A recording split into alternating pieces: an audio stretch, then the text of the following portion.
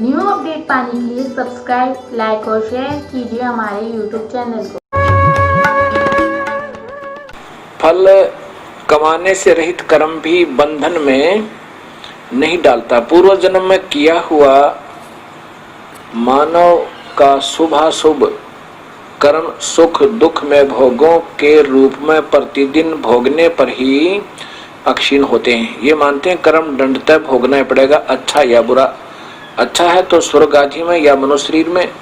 ये कहते हैं जन्म किया हुआ कर्म, पूर्व जन्म में किया हुआ मनुष्यों का शुभाशुभ कर्म सुख दुख में भोगों के रूप में प्रतिदिन भोगने पर ही अक्षीण होता है।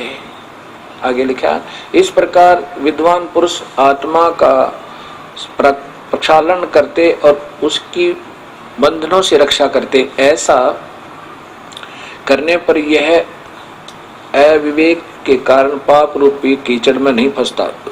ये तो पितरों की अटकल। आगे देखो रुचि, ये ऊपर देखो, ये दिखे पितर बने हुए जो शास्त्र विरुद्ध साधक उस समय तो मान्य ना किसी के अपने मनमुखी अंडी पाके रहे हैं, शास्त्र विरुद्ध साधना करते रहे और दुनिया को अपने पीछे लगाते रहे, क्योंकि पिछले जन्मों की कमाई इनके साथ ही अब सारे पितर बन गए, भूखे मरे। अब यहाँ देखो, ये अपने उस वंशज को और फंसा लिया साथ में नादान आत्माओं ने। ये रो रहा है कि इस वेदों में तो मना किया है, तो मुझे क्यों फंसा रहे। देखो रुचि ने पूछा, पितर महो, वेद में कर्म मार्ग को अविद्या कहा गया है, फिर क्यों आप लोग मुझे उस कर्म में लगाते हो।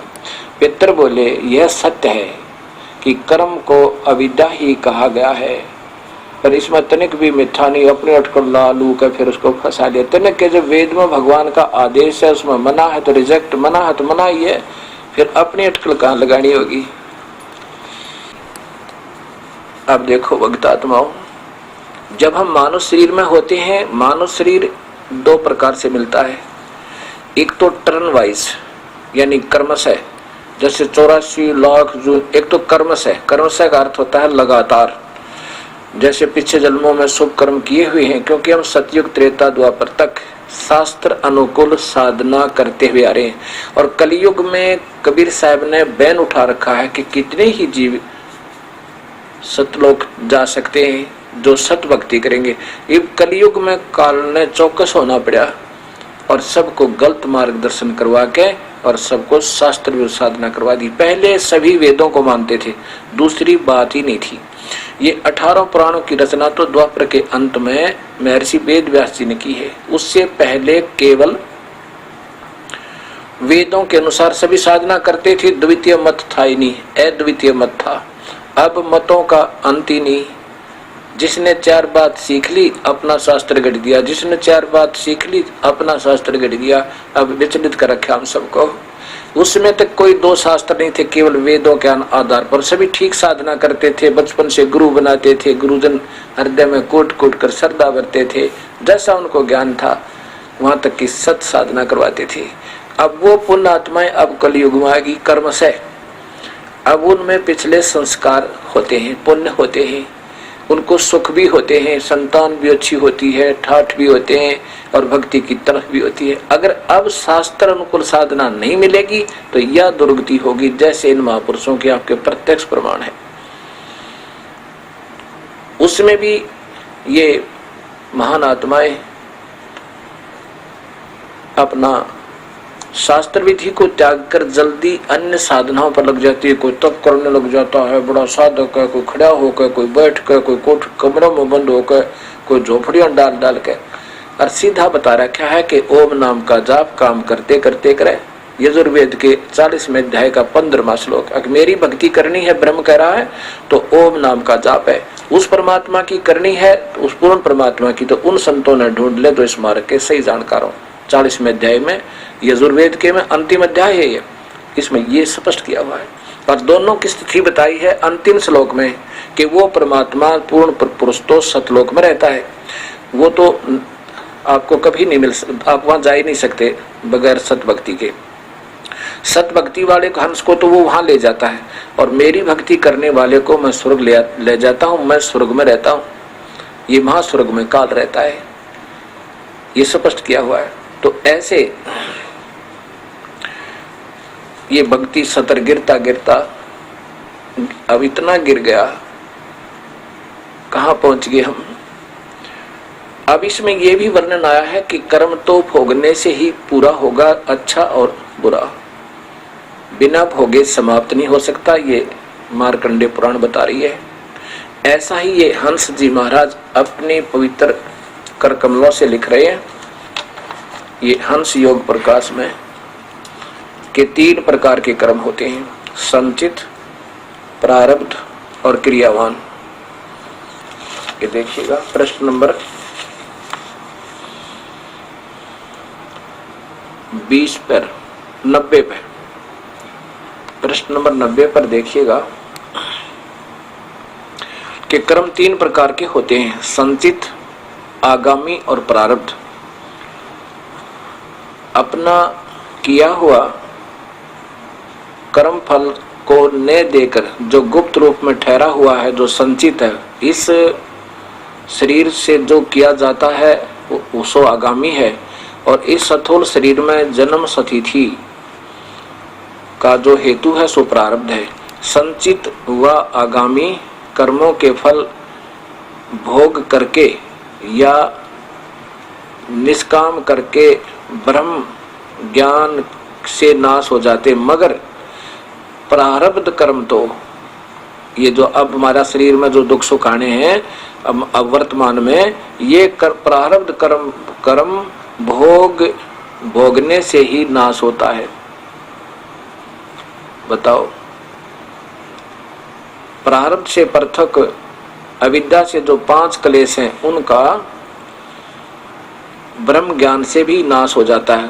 प्रारब्ध कर्म तो भोगने पड़ेंगे, लेकिन अज्ञानता जैसे अच्छा ज्ञान मिल गया तो सत भक्ति कर लेगा भविष्य में, बाकी कटेंगे नहीं। अब क्या बताया भगत समाज को, आपके सामने आ गई यह सच्चाई कि इन पुण्यात्माओं को सही मार्ग ना मिलने से स्वयं भी मार्ग से विपरीत चले, शास्त्र विरुद्ध साधना की और करोड़ों को और पीछे लगा गए।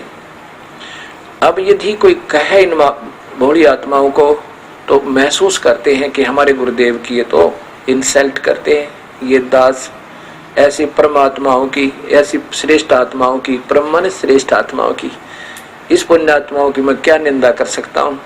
मैं तो इन महापुरुषों के चरणों के जूतों के नीचे की धूल हूँ, लेकिन मेरी मजबूरी बन गई। अब चाहे कोई भला कहो मुझे, चाहे बुरा कहो, अभी सारे समाज ने एक बार फिर चौकस होना पड़ेगा। भगत समाज को, हमारी कोई जाति नहीं है, मजहब नहीं है, हमारी जाति केवल जीव है और मानव अपना धर्म है। हम सभी से प्रार्थना करते हैं कि इस सत्य मार्ग को एक बार फिर देख लो। कोई बात नहीं, पीछे बनी सो बनी, कहते हैं पीछे गई सो जाने दे, और ले रहती को राख, उल्टी लाव चढ़ाइयो फिर करो पुटी चाक। अभी प्रारंभ कर देंगे भक्ति तो कोई ऐसी दिक्कत नहीं, न जाने कितने जन्म होने थे और अब पीछा छूट सकता है। सत भक्ति सारनाम सतनाम की बहुत ज्यादा कमाई बन जाती है, जो विधि दास बताओगा, बहुत ज्यादा कमाई बन जाती है। एक श्वास के सिमरन का जो हम मंत्र देंगे, ऐसे करने से, करना श्वास से ही है, और फिर वो 3 मंत्र का होगा। दो मंत्र का वो सतनाम कहलाता, वो श्वास से होगा, और तीसरा मंत्र की विधि न्यारी है और होगी इकट्ठी एक ही बार में। तो ऐसे ये त्रिविध 3 प्रकार से सिमरन और 3 एक ही समय में होगा और 3 मंत्र का होगा, ये हमें पार करेगा। अब ये महापुरुष केवल एक ही बात करते रहते हैं। आजकल श्री हंस जी महाराज के छोटे पुत्र श्री प्रेम रावत जी उर्फ बाल योगेश्वर महाराज जी का बहुत बोलबाला है, विदेशों में भी इनकी बहुत चर्चा है। अब इनकी थोड़ी सी झलक आपको दिखानी पड़ेगी। चाहे तो समाज इसको ये समझो कि गड्ढे मुर्दे निकाल रहे हैं, बिल्कुल नहीं, ये तो बिल्कुल प्रत्यक्ष है। और जब तक ये सामने नहीं आएगी तब तक हम विवश नहीं होंगे इनको दोबारा देखने पर। अब ये देखिएगा, ये एक पत्रिकाएं निकालते हैं, बस नए न कोई विशेष शास्त्र बनाए हैं, 4 बातें। हृदय में देखो, हृदय की भूख हृदय से मिटाओ, हृदय की विजय के लिए हृदय से प्रार्थना करो। बताओ, हृदय की विजय के लिए हृदय से प्रार्थना करो। और फिर कहते हैं मैं तो भविष्य की चिंता करता ही नहीं, मरने के बाद क्या होगा कौन चिंता करे। और गुरु जी कहते हैं, यानी परम हंस योगी राज जी, हंस जी महाराज कहते हैं कि मरने से पहले भविष्य की तैयारी करो। जैसे सूर्यास्त होने से पहले भी कोई धर्मशाला, पक्षी वृक्ष, इंसान धर्मशाला ढूंढ लेते हैं। और ये इनके पुत्र छोटे वाले और शेष कहते हैं मैं क्यों भविष्य की चिंता करूं, मरने के बाद क्या होगा। अब देखिए, ये शब्द ब्रह्म नाम से ये पुस्तकें छापते हैं। ये कॉमिक्स समझो, रजत जयंती अंक दिसंबर 2002 में। और पृष्ठ नंबर, इधर देखो, इनका चित्र भी है। जीते जी ठिकाना ढूंढ लो, परमहंस योगी राज परम संत सदगुरुदेव जी हंस जी महाराज, दिल्ली 1966 में। नीचे देखिए क्या कहा, पहले तो तुम मरती दफे भगवान का सुमरण कर नहीं सकते, और कर भी लोगे तो तुम्हारा मन नहीं टिकेगा। अगर तुमने पहले से ही जगह या ठौर ढूंढी नहीं तो जब तक दिन रहे तब तक कोई धर्मशाला, पेड़ नीचे या कहीं भी ठौर ढूंढना, ठिकाना ढूंढ लेना चाहिए, वरना जब रात अंधेरी आएगी तो कहाँ ढूंढोगे। और इनके पुत्र जी क्या कहते हैं, ये देखो, यह जनवरी 1998 ब्रह्म शब्द ब्रह्म 1998 के अंक में। ये देखो पृष्ठ नंबर, ये देखो पृष्ठ नंबर है, ये नीचे लिखा इनका पृष्ठ नंबर है। ये पृष्ठ नंबर 9 पे क्या कहते हैं महात्मा जी,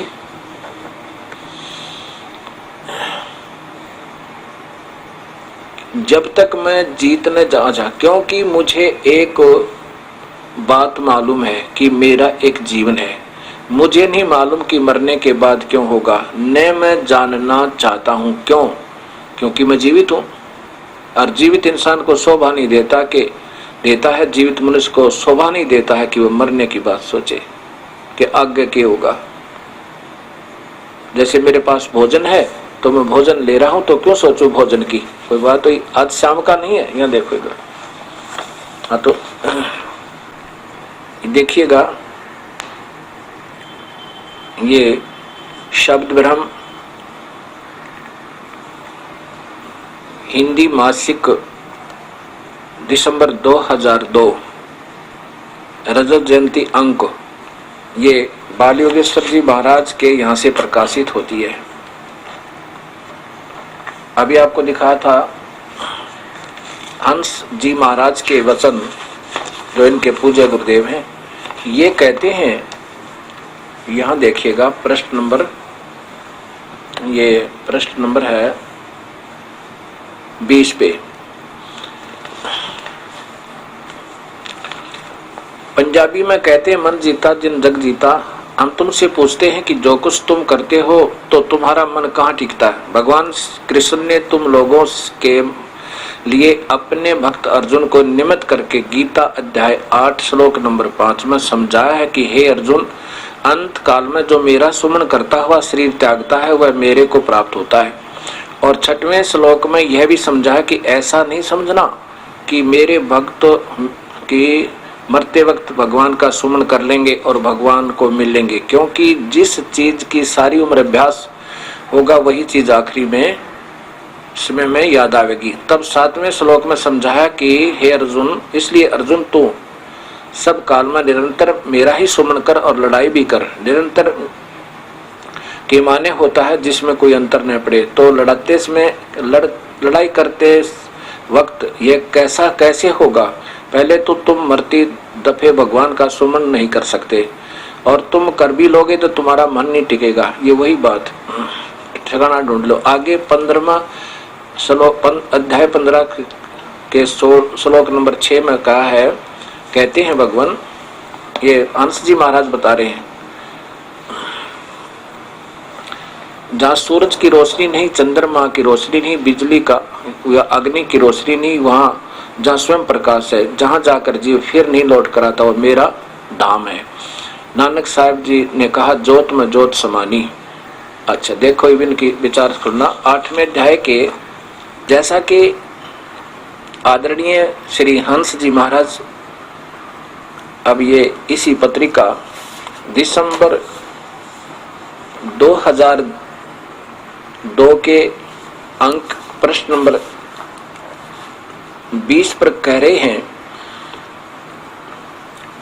8वें अध्याय के 5, 6 और 7 श्लोक की आड़ लेकर 8वें अध्याय के प्रारंभ करने से पहले 7वें अध्याय का 29वां श्लोक देखना होगा। उससे आगे ये सारा अध्याय समझ में आएगा। 7वें तक तो बता दिया, 8वें अध्याय का 7वां श्लोक तो बता दिया इन्होंने कि 7वें में ये कहा है, 5वें में ये कहा, फिर 8वें में इनकी बुद्धि फेल होगी, आगे इनको ज्ञान नहीं, ऐसे अटकल पटकल लाकर अपना पीछा छुटवा गई। अब देखो, ये वही अंक शब्द भ्रम दिसंबर 2002 का, और ये प्रश्न नंबर 20 पे, ये प्रश्न नंबर 20 है। देखो प्रश्न नंबर 20 अच्छी तरह देखो, यहाँ पर ये 20 है, इसको ऊपर देखो, अध्याय नंबर 8 का श्लोक नंबर 5 में, 6 में और 7 में, तुम 8वां छोड़ दिया, फिर 15वें का 6 ले लिया। अब ये सारे दिखाऊंगा आपको, 6 ले लिया और आगे छोड़ दिया 7वां और 8वां। अब देखो, और देखो इन्होंने क्या लिखा है कि इतनी रोशनी है कि लेकिन गुरु के बिना अंधेरा है। काशी के राजा धर्मदास, इन्होंने ये ज्ञान नहीं, धर्मदास काशी का राजा को था, या एक सेवक था, बनिया था तो बांधवगढ़ का, कबीर साहब के पास जाते हैं और कहते हैं, ये तो धर्मदास एक बनिए थे, बांधवगढ़ के रहने वाले, काशी के थे ही नहीं, काशी के तो राजा वीर सिंह जी थे। अब इन अटकलें ला रखी। अब आपको दास बताएगा, अब गीता जी के 8वें अध्याय का, इस गीता जी के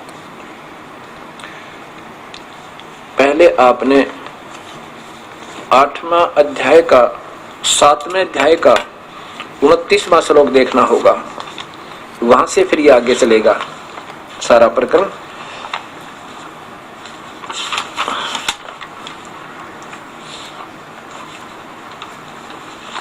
अब यहां देखिए, अर्जुन पूछता है, अर्जुन को भगवान बता रहे हैं कि जब ये अध्याय नंबर 7 है, और नीचे देखिएगा 28 या 29 में, जरा मरणाय मोक्षाय माम आश्रिता यतन्ति ते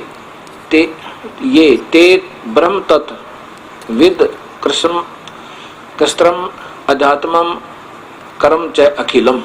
इसका अर्थ ये है कि जो मेरे आश्रित होकर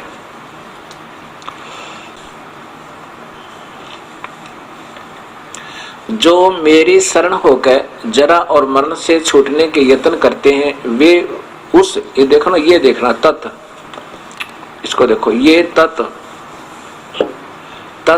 ब्रह्म, यो तत् उस ब्रह्म, उस परमात्मा को, ब्रह्मन परमात्मा को, और कृष्णम संपूर्ण अध्यात्म को तथा सुपूर्ण कर्मों को जानता है। अर्थात जो विधिवत साधना करता हुआ, मेरा नाम लेता हुआ, जपता हुआ आगे चलता है, वो इस सब को जान जाता है। आगे देखो फिर ये अध्याय नंबर ये 8 शुरू होगा, इसमें वो तत्ब्रह्म का जिक्र है। तो कृष्ण, अर्जुन पूछता है भगवान कृष्ण, भगवान ब्रह्म से, क्योंकि वो कृष्ण मान रही थी उनको, क्या लिखा है कि किम तद ब्रह्म, वो तद ब्रह्म, वो पूर्ण परमात्मा क्या है, अध्यात्म क्या है, पुरुषोत्तम, और ये क्या है, ये पुरुषोत्तम वह ब्रह्म क्या है, अध्यात्म क्या है, ये बता। आगे देखिए, तीसरे में भगवान ने बताया, अध्याय नंबर 3, इस अध्याय नंबर 8 का ही चल रहा है, देखिएगा अध्याय नंबर 8 और ये श्लोक नंबर 3। क्या बताया भगवान ने, ये देखो, भगवान वाच, श्री भगवान वाच, परम अक्षर ब्रह्म है, वह परम अक्षर ब्रह्म है, और ये क्षर ब्रह्म है ही, गीता जी का आगे दिखाएंगे आपको, वो परम अक्षर ब्रह्म है। अच्छा, अब छठे में चलो, यहां आ जाओ, जैसा ही बता रहे हैं, इधर आइएगा।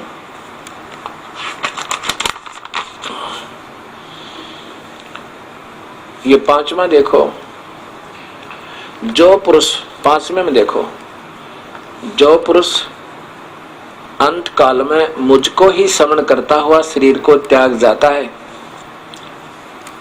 वह मेरे साक्षात रूप को प्राप्त होता है, इसमें कोई संशय ही नहीं। आगे देखो, फिर छठे में कहा है, एक कुंती पुत्र अर्जुन अंत काल में जिस जिस भी भाव को स्मरण करता हुआ शरीर त्यागता है, करता है, उसको ही प्राप्त होता, सदा उसी भाव से रहता है। इसका अर्थ तो ये है, साथ में देखो, ये महात्मा जी बता रहे, इसलिए हे अर्जुन, सब समय में मेरा स्मरण कर और युद्ध भी कर, और मुझ में अर्पण किए हुए मन बुद्धि से युक्त होकर निसंदेह मुझे ही प्राप्त होगा। अब इन्होंने इसका क्या चिंतन, क्या अर्थ दिया वहां पे, इस अर्थ का अर्थ तो ये बना है, इस छठे का श्लोक का अर्थ तो ये बनता है कि दो भगवानों का चल रहा है, एक पूर्ण परमात्मा का, एक ब्रह्म का। कहता है कि अंत काल में जिसका जिस भाव से जो स्मरण करता हुआ, अंत काल में जिस जिसका भी भाव स्मरण करता हुआ शरीर का त्याग करता है उसको ही प्राप्त होता है, क्योंकि वह सदा उसी भाव से भावित रहा है। अब सीधी सी बात है, इसमें तीन परमात्माओं का जिक्र है। हम ब्रह्म क्षर पुरुष के लोक में रहते हैं, ये ब्रह्म कह रहा है यदि तो मेरा सिमरण करेगा। अब बताना, वो परमात्मा तो परम अक्षर ब्रह्म, वो पूर्ण परमात्मा है, वो बिल्कुल वास्तव में अविनाशी परम अक्षर, यानी वास्तव में अविनाशी परमात्मा और है। यदि मेरा भजन करेगा तो तू मुझे प्राप्त होगा, और उसका भजन करेगा तो उसको प्राप्त होगा। अब यहाँ ये 8वें अध्याय का 7वां श्लोक में बताया कि इसलिए अर्जुन सब समय में मेरा, छठे में कहा है कि कुंती पुत्र अंत काल में जिस जिसका भी भाव से स्मरण करता है, शरीर त्यागता है, उसको उसी को प्राप्त होता है, क्योंकि उसी रंग में रंगा हुआ होता है, सीधी सी बात है। और 7वें में कहा कि तू मेरा भजन कर और मेरे आश्रित रहे, तो अंत समय में और युद्ध भी कर और तुम मुझे प्राप्त होगा। काल के जाल में रहेगा, अगर मेरे जाल से निकलना है तो उस परमात्मा का भजन कर, उसका भजन करता हुआ केवल उसी एक ईश्वर की शास्त्र अनुकूल साधना करता हुआ शरीर त्यागेगा तो उसको प्राप्त होगा। अब 7वें तक बताकर महात्मा जी छोड़ गए। ये वही अंक इसका दिसंबर वाला आप देख सकते हैं, इसके प्रश्न नंबर 20 पे या 7वें में लाकर छोड़ दिया, 8वें का नहीं जिक्र किया, जबकि 8वें में स्पष्ट है कि जो उस परमात्मा का स्मरण करेगा तो उसी को प्राप्त होगा। 8वें अध्याय का 5वां, 6वां और 7वां छोड़ के बाद 8वां भूल गए, फिर 15वें पर पहुंचे। ये देखो आगे अध्याय 15 के श्लोक नंबर 6, ये भी दिखाऊंगा। अब ये देखियो गीता जी, और इसका श्लोक नंबर ये 8वां देखो, ये 8वां अध्याय है, ये 8वां अध्याय है और श्लोक नंबर ये 7 है, 8 है। 7 तक तो उन्होंने बता दिया कि निसंदेह तो मुझे ही प्राप्त होगा। अब यहाँ 8वां का सरदार देखिए इन्हीं के, हे पार्थ, यह नियम है कि परमेश्वर के, अब परमेश्वर परम अक्षर ब्रह्म के ध्यान के अभ्यास रूप योग युक्त से दूसरी ओर न जाने वाले चित्त से निरंतर चिंतन करता हुआ मनुष्य परम प्रकाश नहीं है, केवल परम दिव्य पुरुष को प्राप्त होता है। ये प्रकाश क्योंकि सारे रोशनी से आगे इनका दिमाग नहीं जाता, ब्रह्म काल से ऊपर ये पहुंच नहीं सकते, इसलिए अटकलें लगाते हैं। परम दिव्य पुरुष उस पूर्ण परमात्मा को प्राप्त होता है, उसका ध्यान करने वाला उसको प्राप्त होता है, मेरा ध्यान करने वाला मुझे प्राप्त होता है। और देखो अब 9वां श्लोक देखो इसका। जो पुरुष सर्वज्ञ अनादि परमात्मा सबके नियंता सूक्ष्म से भी अति सूक्ष्म सबके धारण पोषण करने वाला अचिंत रूप सूर्य के सदृश नित्य चेतन प्रकाश स्वरूप और विद्या से अति परे शुद्ध सीधा सच्चिदानंद परमेश्वर का स्मरण करता है। अब उसका जो स्मरण करता है तो कहाँ जाता है, ये देखो 10वां श्लोक स्पष्ट करता है। वह भक्ति युक्त पुरुष अंत काल में योग बल से भरकुटी के माध्यम में प्राणों को अच्छी प्रकार स्थापित करके फिर निश्चल मन से स्मरण करता हुआ उस दिव्य परम पुरुष को प्राप्त होता है। अब बताओ,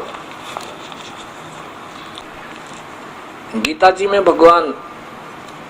गीता जी के अंदर भगवान ब्रह्म बता रहे हैं कि मेरी शरण में रहना है तो मेरी पूजा कर और निरंतर मेरा ध्यान भी रख और युद्ध भी कर ले, यानी मेरा सिमरण करता रहे। सिमरण ओम नाम तय, और उस परमात्मा का मेरा सिमरण कर, जो जिस भावना से सिमरण करता है प्रारंभ से ही। अब जैसे हम मंत्र जाप कर रहे हैं किसका, अपने कबीर भगवान का, तो हमारी श्रद्धा उन्हीं में रहेगी, अंत समय में हम उन्हीं के पास जाएंगे। और जो ब्रह्म साधना ओम नाम का जाप करते हैं तो यहाँ रह जाएंगे। यहाँ पर अच्छे साधक विधिवत साधना करने वाले स्वर्ग महास्वर्ग ब्रह्म लोक में भी काफी समय रह सकते हैं, लेकिन फिर जन्म मरण में आना ही पड़ेगा। ये तो यहाँ का अटल नियम है। अब आगे बता रहे हैं कि उस परमात्मा का सिमरण करता हुआ अनन्य मन है और कोई पूजा नहीं करे, अनन्य मन, यानी जैसे हम सिमरण तो ओम से प्रारंभ करेंगे, सिमरण जाप तो ओम नाम का भी देंगे, फिर साथ में परब्रह्म का भी देंगे, लेकिन वहां पर हमारा सिमरण नहीं होगा। हमारा सिमरण होगा अपने प्रभु के चरणों में। जो पति भरता पति से राती आन पुरुष नहीं भावे। अब जैसे हम किसी का कर्जा उतारना है हमने, तो हम उसका सिमरण करते हैं पर हृदय से नहीं, उस दुख के मारे कि किसी प्रकार इसका कर्जा उतर जाए, हम इससे साफ हो। ये दिख है जब हमें दुख होता है, शर्म आती है, इस भाव से सिमरण तो इनका भी करें, लेकिन उस भाव से नहीं कर रहे हम। वास्तव में सिमरण उसका करेंगे।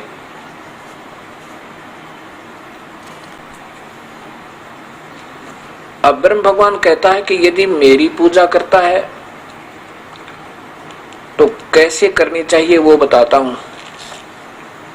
अब 11वें श्लोक में, 8वें अध्याय के 11वें श्लोक में और 12 और 13 में स्पष्ट करता है कि मेरी पूजा करनी है तो ओम नाम से कर।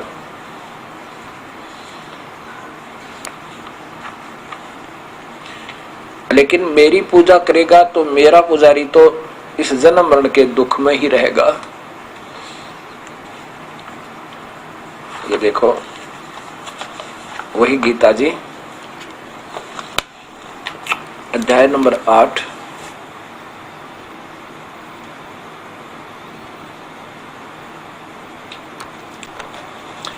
अध्याय नंबर 8 ये श्लोक नंबर नीचे देखो 11।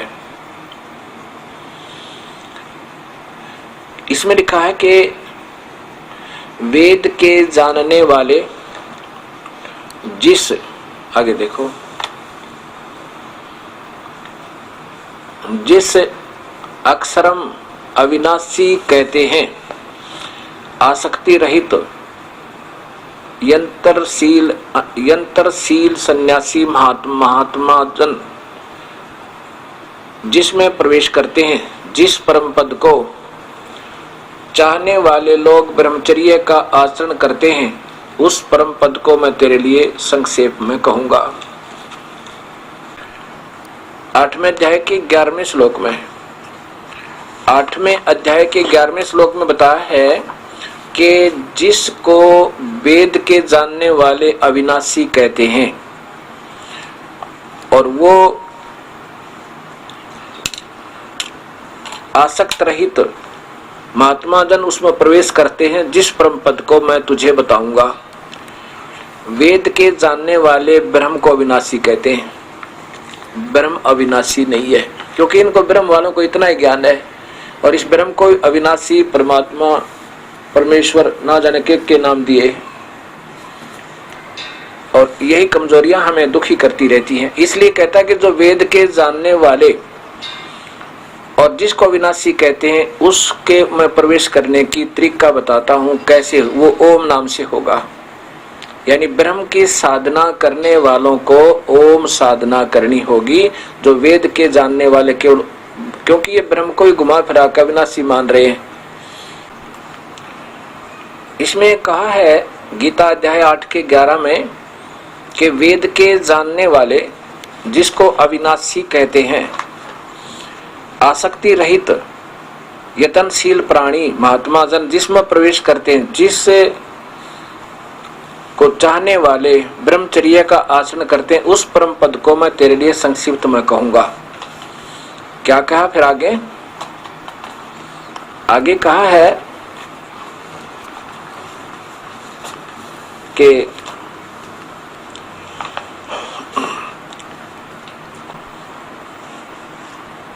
अध्याय नंबर 8 के 12 और 13 में स्पष्ट किया है कि सर्वद्वाराणि संयमम मन हृदय निरुद्ध च। इसका अर्थ है कि सब इंद्रियों के द्वारों को रोककर तथा मन को हृदय देश में स्थिर करके, प्राणों को मस्तिष्क में स्थापित करके परमात्मा संबंधी योग धारणा में स्थित होकर जो पुरुष ओम, ये देखो वही गीता जी, और ये फिर देख लो गीता में ओम नाम लिखा है प्रभु के पाने का, सीधा लिखा है कि वो बात ही नहीं है। ये है ओम, ये 8वें अध्याय का 12 और 13 श्लोक। ओम इति एकाक्षरम ब्रह्म व्याहरण माम अनुस्मरण, मेरा स्मरण माम ब्रह्म मुझ ब्रह्म का, इस ओम इस एक अक्षर से मेरा स्मरण व्यवहारिक स्मरण करना है, इनका सबको रोक के सीधा सारथ है।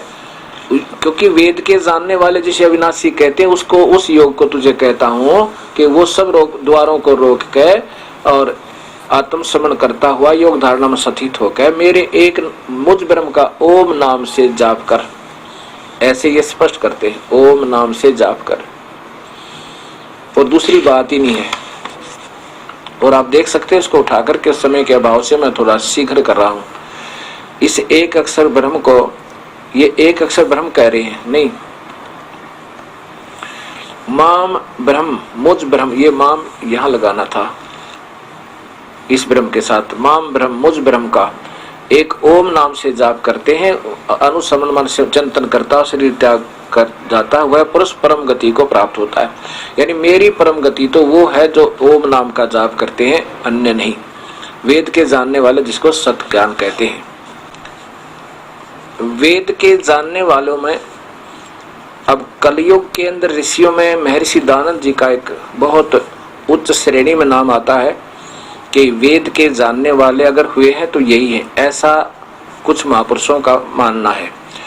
अब ये महर्षि सत्यार्थ प्रकाश में ओम नाम से प्रारंभ करते हैं। ओम, और ये चारों वेदों के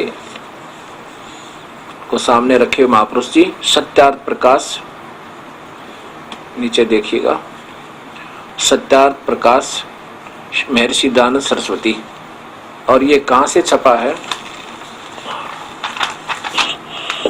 सत्यार्थ प्रकाश है वैदिक पुस्तकालय दानंद आश्रम केसरगंज अजमेर। और इसमें प्रश्न नंबर देखिएगा, ये प्रथम समोल्लास है, प्रथमो समोल्लास, प्रथम समोल्लास। इसके प्रश्न नंबर 19 पर आप देखिए नीचे गायत्री मंत्र का यहाँ देखिएगा, ओम आदि नाम सार्थक है, जैसे ओम खम अद्वितीयतम, ये सारा कुछ लिख के यहाँ देखिएगा। सबसे बड़ा होने से ईश्वर का नाम ब्रह्म है, सबसे बड़ा होने से ईश्वर का नाम ब्रह्म है। ओम जिसका नाम है, ओम जिसका नाम है जो कभी नष्ट नहीं होता, उसी की उपासना करनी योग्य है, अन्य की नहीं। ओम नाम है इस ब्रह्म का, सीधा सा, और यही दास दिखाना चाहता। और इन्होंने फिर प्रमाण दिया है, इधर देखिएगा कि इसको और ज्यादा देखना है तो यहाँ देखो, यजुर्वेद के अध्याय नंबर 40 के मंत्र 17 में देखें। अब ये भी दिखाता हूँ आपको। ओम का अगर ज्यादा प्रमाण देखना, ये लिखना है कि ऐसे देखिए, वेद में ऐसे ऐसे प्रकरण में ओम आदि परमेश्वर के नाम है।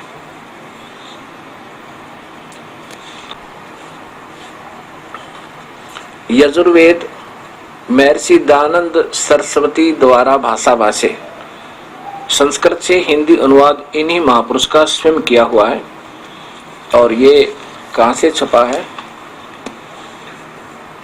प्रकाशक है सर्वदेशी कार्य प्रतिनिधि सभा 2/5 महर्षि दयानंद भवन, रामलीला मैदान, नई दिल्ली। दूरभाष इतना इतना। इनके अध्याय नंबर 40 में, अध्याय नंबर 40 4400 अध्याय, इसके श्लोक नंबर 15 पर देखो।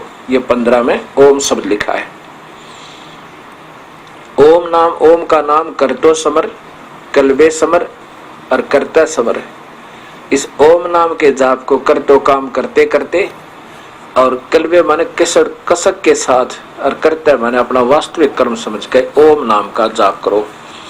हे करतो माने कर्म करने वाले जीव, तू शरीर छूटते समय ओम इस नाम वाच्य ईश्वर को समर समरण कर। कलबे अपने सामर्थ्य के लिए, अपने सामर्थ्य के लिए परमात्मा और अपने स्वरूप का स्मरण कर। कर्तव्य माने अपने किए का समरण कर। इस संसार का इसे ऐसे ऐसे, ये तो चलो आगे दिखाते। फिर अब 17 में इन्होंने इशारा किया है, 17 भी देखें। ये ऊपर 17 नंबर श्लोक है।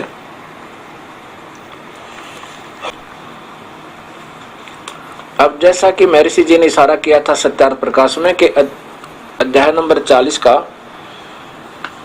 ये 44वां अध्याय और श्लोक नंबर 17 देखो, उसमें भी ओम नाम के जाप का प्रमाण है। ये स्वयं क्या लिखते हैं?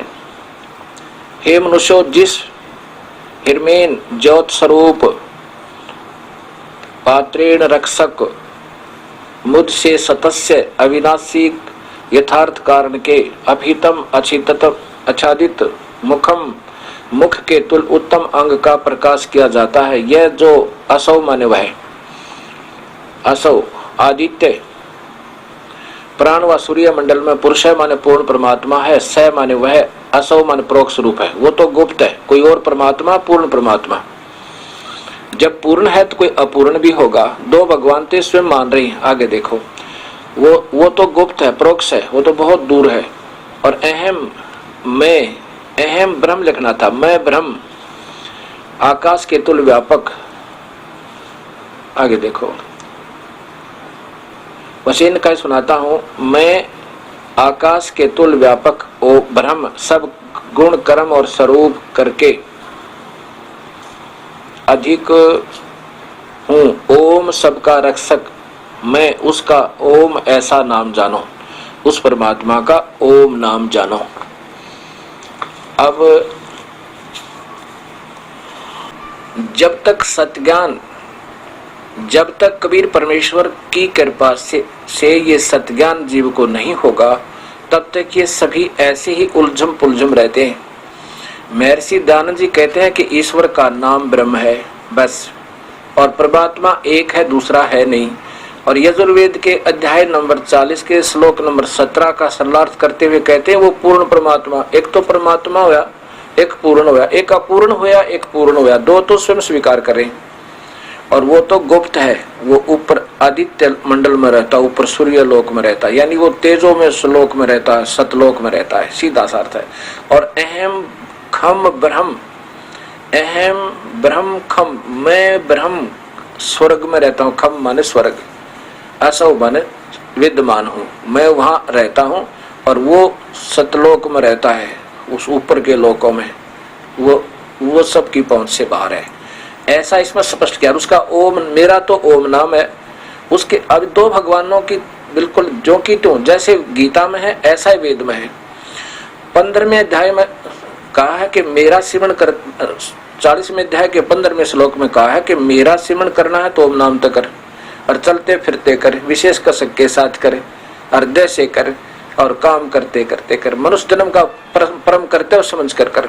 और उस परमात्मा का करना है तो उसमें 16वें में बता दिया कि वो सतमार्ग दर्शन करने वाले संतों से पूछ ले, और वो जैसे बताते हैं ऐसे तू करेगा तो तेरे सारे पाप कट जाएंगे। उस सोने जैसे शुद्ध हुए उस योग्य पात्र माने योग्य हंस को तो वो सतलोक में रहने वाला परमात्मा वहां पहुंच जाएगा। और मैं जो स्वर्ग में रहता हूँ, मेरी साधना ओम नाम से करता है तो मेरे पास आ जाएगा। ये उस महास्वर्ग ब्रह्मलोक में रहता है। ये माँ ब्रह्मा, महाविष्णु, महाशिव रूप में ये काल, ये ब्रह्म अपने ब्रह्मलोक में रहता है, इस एक ही ब्रह्मांड में। अब ये क्या कहते हैं, मैं जो दिखाना चाहता था आपको कि ये हंस जी महाराज क्या कहते हैं कि ओम नाम तो जपने का है ही नहीं। और गीता की आड़ भगवान कृष्ण को प्रभु मानते हुए अब ये देखो अमृत के कलश,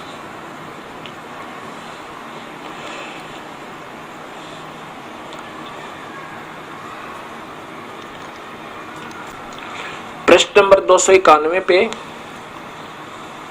आदरणीय श्री हंस जी महाराज कह रहे हैं, देखिएगा नीचे को, ईश्वर अंश जीव अविनाशी में यहां बता रहे हैं कि देखो भाई, देखने और जाने पर तुम गुरु की बात मन से सोचो और बताओ कि जब तुम पूजा पाठ हवन आदि करते हो तो तुम्हारा मन कहाँ टिकता है। अर्थात ये भी व्यर्थ बताई। फिर कहते मैं जो नाम बताता हूं, ये देखो मैं जो नाम बताता हूं वह किसी का बनाया हुआ नहीं है, और वही सत नाम है, अखंड नाम है, पावन नाम है, राम नाम है। चलो आगे देखिएगा, 92 पे स्पष्ट करते हैं कि बहुत से विद्वान ओम को भगवान का सच्चा नाम कहते हैं, परंतु ओम बैखरी बानी का है। ये तड़गम बड़गम लगा कर देखो कितनी अधूरी सोच कर दी। अर्थात ये ओम नाम को प्रभु का जाप ही नहीं मानते, अपने आप सर्वसिद्ध हो गया, शास्त्र विरुद्ध साधना है।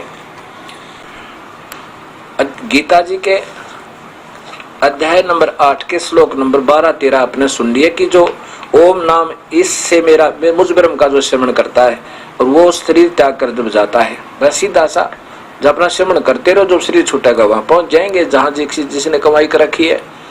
ये भी इसमें और तगड़मबाजी लगाने की, हृदय में पहुंचो, प्राणा पहुंचो, नाम उठत नाम बैठत नाम सोवत जागवे, नाम खाते नाम पीते सोते नाम सेती लागवे। अब 14वें श्लोक में लिखा है कि अर्जुन, जो पुरुष मुझ में अनन्य चित होकर सदा ही निरंतर मुझ परमेश्वर मेरा स्मरण करता है, वह निरंतर मुझ में युक्त योगी के लिए मैं सुलभ हूँ। ठीक है, जो मेरा ध्यान करता है उसके लिए मैं सुलभ हूँ। पर आगे देखो 15वें में क्या लिखा है, परम सिद्धि को प्राप्त महात्मा जन मेरी भक्ति करेंगे तो मुझे प्राप्त होंगे, कोई दिक्कत है कोई ना। लेकिन उस परम सिद्धि को प्राप्त, उस पूर्ण परमात्मा का भजन करने वाले, उन 3 मंत्र वाले, वो फिर यहाँ से पार हो जाए, उनका फिर जन्म नहीं होगा। लेकिन मुझे प्राप्त होने वालों का तो जन्म मरण होता ही रहेगा। अब देखो अध्याय नंबर 8 का, हे मालिक कितना स्पष्ट ज्ञान है परमात्मा। ये देखो वो गीता जी अध्याय नंबर 8 पे, अध्याय नंबर 8 इधर देखिएगा, श्लोक नंबर 14 क्या लिखा है? जो हे अर्जुन, जो मुझ में नियंत्रित होकर सदा ही निरंतर मेरा मामन मेरा श्रवण करता है, उससे नित्य युक्त यानी मेरे में लगन लगाए हुए योगी के लिए मैं सुलभ हूं। सीधी सी बात है। और लेकिन ये देखो 15वां कमाल कर दिया, माम उपेत, मेरे को प्राप्त हो कहता है पुनर्जन्म दुखाल्यम अशाश्वतम, मुझे प्राप्त होने वाले का तो जन्म मरण रूपी दुखों के घर में कंटिन्यूस रहना पड़ेगा, कभी समाप्त नहीं होगा। अशाश्वतम वो तो मतलब अविनाशी अक्षण भंगुर है। मेरे को माम उपेंत पुनर्जन्म दुखालम अशाश्वतम, मेरे द्वारा मेरे को प्राप्त हुए को तो जन्म मरण के दुख के घर में रहना पड़ेगा, जो अशाश्वतम वो अक्षणिक सुख है मेरे वाला तय न आपवंती महात्मने संसिद्धम प्रमाम गता। अब यहाँ पर दो भगवानों की भक्ति का विवरण बार कंटिन्यूस चल रहा है कर्म से 30 वाइज। तो यहाँ भगवान कह रहे मेरे को प्राप्त होने वाले का तो दुखों का घर रूपी पुनर्जन्म भाई अक्षणिक सुख है, ये ही बना रहेगा। और उस परम सिद्धि को प्राप्त हुए जो पूर्ण परमात्मा की भक्ति करने वाले फिर जन्म मरण को उनका फिर जन्म नहीं होता। आगे देखो 15 में हो गया। और 16 में है, ये आपको बताया ही था कि ब्रह्म लोक तक आब्रह्म होना तो लोका पुनर्वर्ती में हर ये जन्म मरण में है ही है, यानी ब्रह्म लोक तक भी विनाश में आएंगे। अब ये वास्तव में अगर मैं आपको समझाऊंगा तो अभी आप इतना नहीं पकड़ पाओगे। इसका वास्तविक अर्थ ये बनता है कि ब्रह्म लोक तक तो सबका पुनर्जन्म है, जन्म मरण में रहेंगे, यो ब्रह्म लोक तक नहीं रहेगा कोई भी। मेरे भजने वाले मुझे प्राप्त होने वाले तो हे अर्जुन इस ब्रह्म लोक तक समाप्त होंगे और उनका पुनर्जन्म होता ही रहेगा। फिर कहते हैं न विदते पुनर्जन्म, और जो ये नहीं जानते कि मेरी प्राप्ति वालों का तो हमेशा ही जन्म मरण रहेगा और इसलिए मुझे त्याग करके ऊपर की जो ये नहीं जानते उनका तो जन्म मरण बना ही रहेगा। न विदते, विद्य माने जानना, जो ये नहीं जानते वास्तव में ये बनना चाहिए इसका कि वो चलो हम इन्हीं के हिसाब से लेकर चल रहे हैं। ये देखिएगा आदरणीय प्रेम रावत जी बाल योगेश्वर जी उर्फ बाल योगेश्वर जी महाराज की अप्रैल 2003 की पत्रिका है। इसमें आपको दिखाते हैं इसके प्रश्न नंबर 12 पे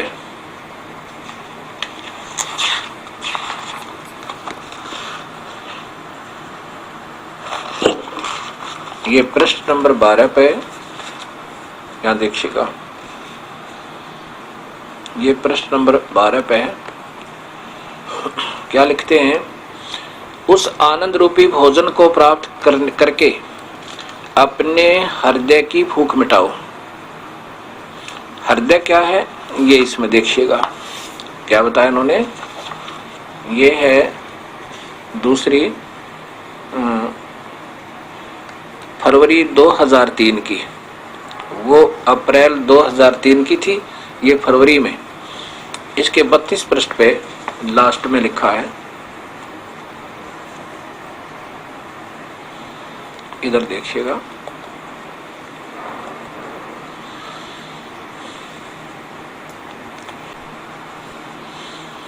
एक प्रश्न किया है किसी ने कि हृदय जो है में उसमें दिल की बात कही गई है, वह दिल जो खून चलाता है। हम उस हृदय की बात नहीं कर रहे हैं, हम खून चलने वाले हृदय की बात नहीं कर रहे हैं, बल्कि एक हृदय और है जिसको बताया है कि वो हर एक मनुष्य के अंदर है, जिसे घट कहा है। घट का मतलब भी हृदय ही है।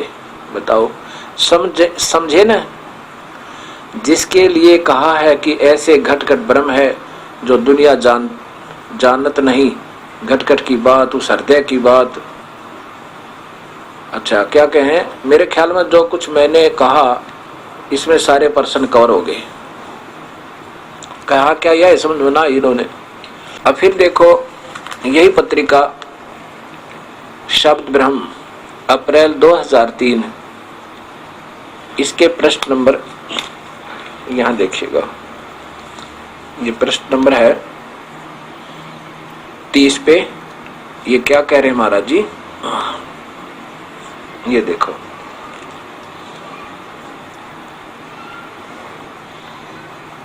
कई जगह मंदिर बने हुए हैं कि यहाँ भगवान आए थे, भगवान 2 मिनट ठहरे थे, भगवान ने यहाँ पानी पिया था, भगवान ने यहाँ खाना खाया था, भगवान ने यहाँ बातें की थी, तो मंदिर बने हुए। बाहर तो यह बात हुई कि भगवान आए थे पर अंदर भगवान साक्षात बैठे थे नहीं हैं। तो इस बात को समझने के लिए वह कैसे भगवान है, प्रश्न आप ही करें, जो अंदर है वो कैसे भगवान है। तो इस बात को समझने के लिए वह कैसे भगवान है जो अंदर बैठे, इसके लिए कल्पनाएं नहीं बल्कि साक्षात अनुभव चाहिए। और अनुभव होता कह देते वह शिव और पार्वती बैठे हैं उस हृदय में। यह बात समझने की है। तो जब ये आंखें बंद होती हैं तो दुनिया की जितनी चीजें हैं वो इन आंखों से हम देखते हैं, और जो ये जब सब एक तरफ हो जाती हैं तब अंदर की चीजें दिखाई देती हैं। कहा है कि जहां तक इन आंखों से देख सकते हो, जहां तक इन कानों से सुन सकते हो, वह सब माया है। और जिसमें आंखें बंद हैं तो परंतु वो माया नहीं है। यहाँ देखो, फिर अंदर की चीज देखी वह माया नहीं है। ये कल्पना, ये अटकलें इन महापुरुषों की देखो। यदि इन महापुरुषों ने देखा होता हृदय वाले भगवान को, स्पष्ट कह देते वो शिव और पार्वती हैं। चलो इनकी बुद्धि इतना तो काम नहीं करेगी, वो काल बैठा है, तो ये वहां तक भी ना पहुंचे। ऐसे अटकलें लगा लगा के इन भोली आत्माओं को गुमराह कर रहे हैं और स्वयं भी पाप के बागी बनेंगे। अब इस दूसरी देखिएगा, ये शब्द ब्रह्म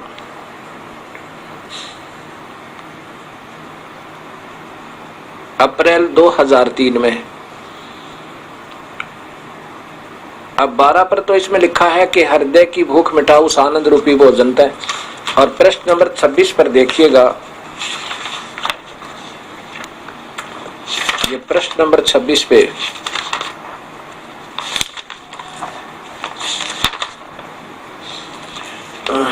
ये प्रश्न नंबर 26 देखो।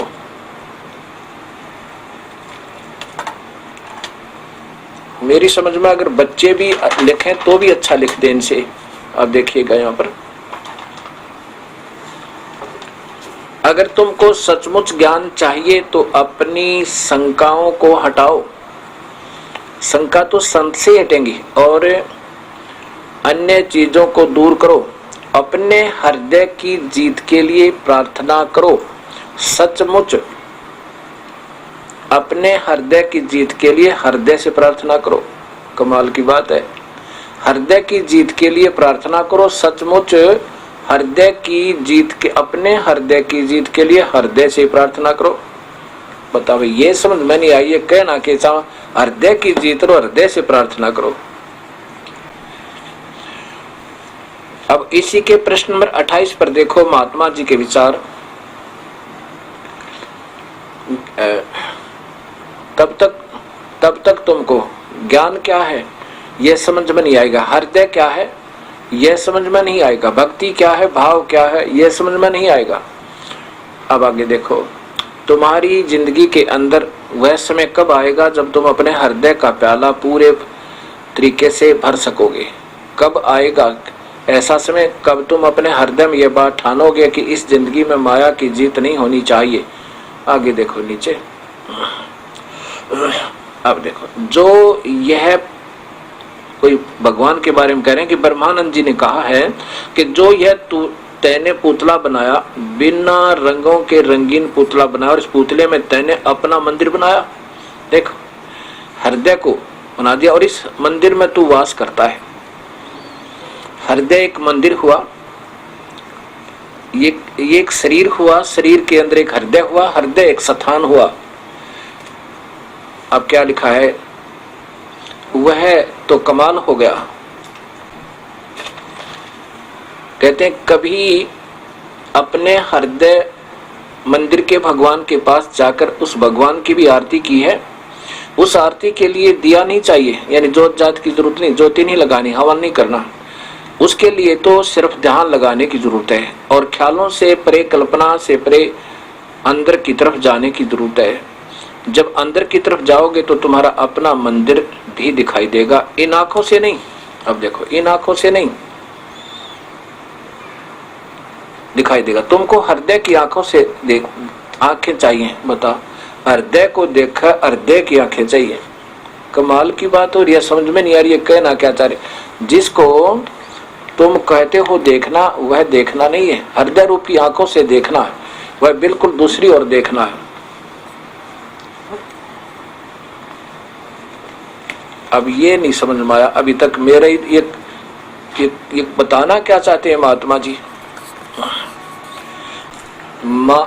मासिक पत्रिका अप्रैल 2003 के पृष्ठ नंबर 28 पर आदरणीय प्रेम रावत जी महाराज उर्फ बालेश्वर जी कह रहे हैं कि कोई ब्रह्मानंद जी का कोई एक वाणी लिखकर कि तूने पुतला बनाया है, उसमें बड़े अपना एक मंदिर बनाया है, यानी हृदय में, इस शरीर में उसमें एक मंदिर, एक हृदय मंदिर बनाया है, यानी ये शरीर है, इसमें एक स्थान है जिसमें कोई हृदय है।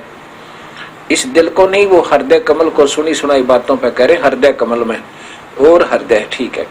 कभी अपने हृदय के भगवान के पास जाकर उस भगवान की आरती की है? कितनी कमाल की बात करें, बिल्कुल सही है। सिर्फ ध्यान, उस आरती के लिए दिया नहीं चाहिए, उसके लिए तो सिर्फ ध्यान लगाने की जरूरत है और ख्यालों से परे, कल्पना से परे अंदर की तरफ जाने की जरूरत है। जब अंदर की तरफ जाओगे तो तुम्हारा अपना मंदिर दिखाई देगा। अब तो भगवान का मंदिर बताओ थे, अब वो अपना मंदिर दिखाई। ये एक शरीर है और उसमें मान ली एक मकान है, उस मकान में एक तिजोरी रखी है और तिजोरी में लाल रखा है। अटो किसको है? जिसका ये मकान है।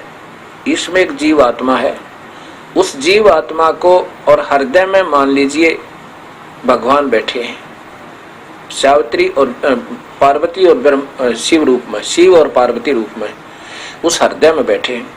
अब हृदय में तो जाकर जीव आत्मा ने ढूंढना है कि वो कहां सी है।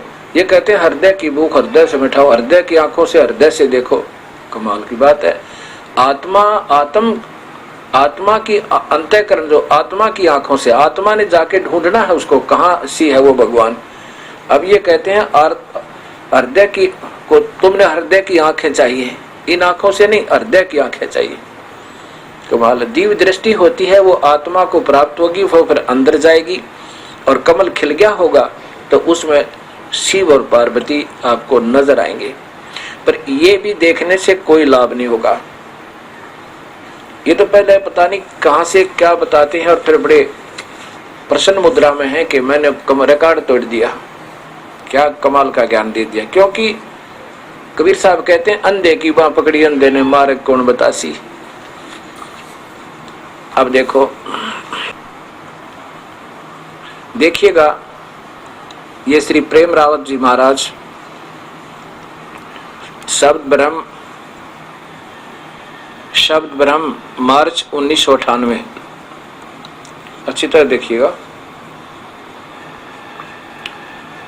और इसके प्रश्न नंबर यहां देखिए 10 पे ये क्या कहते हैं? वह सच्चिदानंद, वह रोशनी जिसकी हमको जरूरत है, वह अभी भी हमारे अंदर, हमारे हृदय में विराजमान है। बस घूम फिर के वो रोशनी और वो भगवान हुआ। यदि ये महापुरुष हृदय तक पहुंचे होते तो केवल रोशनी रोशनी नहीं बताते, वो बताते कि वहां शिव और पार्वती रूप में द्वादश कमल के अंदर प्रभु बैठे हैं, हृदय कमल में। और ये रोशनी पर आकर रुक जाते, घुमा फिरा के आकार बतावें, भगवान आकार में है और कहते वो रोशनी है। आज तक रोशनी को सभी ऋषियों ने, जितने शास्त्रदास ने देखे, सभी ने निराकार बताया और ये रोशनी को आकार बतावे, और कान बूंद का शब्द सुन दिया, ये प्रभु की प्राप्ति। अगर इन 4 बातों से भगवान मिलना होता और यही क्रियाएं होती तो प्रभु ने क्या हो सकता थी, इतने मोटे वेद लिखने की, बोलने की, और क्या थी गीता को बोलने की। ये कॉमिक्स बना रखी है बच्चों के लिए, बुलाने के लिए। आप देखो संतों ने सोचना पड़ेगा इस बात पर, महसूस ना करें लेकिन इस पर गौर करें।